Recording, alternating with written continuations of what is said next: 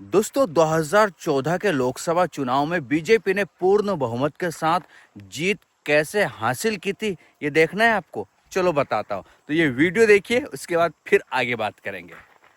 सखी सैया तो खूब ही कमात है, महंगाई डायन खाया जात है। देखा आपने, यानी कि उस वक्त में महंगाई इतनी ऊपर जा चुकी थी, बहुत ज़्यादा महंगाई हो चुकी थी कि जनता परेशान हो गई थी।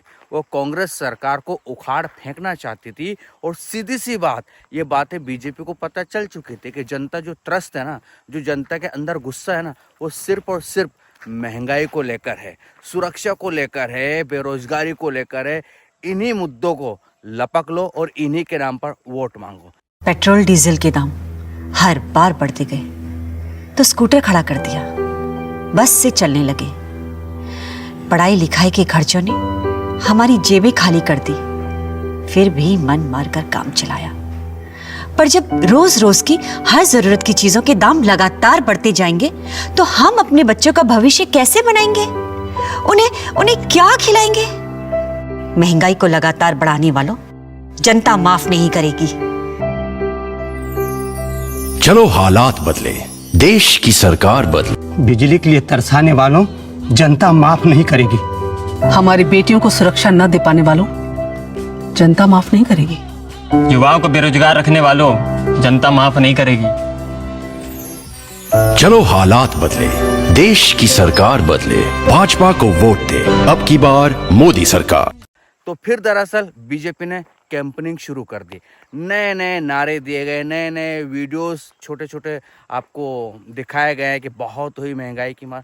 चलो अब वो तमाम आपको दिखा देते हैं कि किस तरह से बीजेपी ने उस समय मुद्दा लपका था, और मुद्दा लपकने के साथ साथ जनता का मन जीता था। और जनता ने भर भर कर वोट दिया, भर भर कर, यानी कि कांग्रेस वाकई में, इसमें कोई दो राय नहीं है, मैं उस चीज़ को एक्सेप्ट करता हूँ कि महंगाई को रोकने में पूरी तरह से फेल हो चुकी थी। करप्शन बढ़ा था, ये बात सही है, लेकिन इतनी भी महंगाई नहीं थी जितनी इस दौर में है, यकीनन। और कम होने के चांसेस आपको दिखते हैं कि कल ही पेट्रोल डीजल पे 3-3 रुपए के आसपास बढ़ चुके हैं।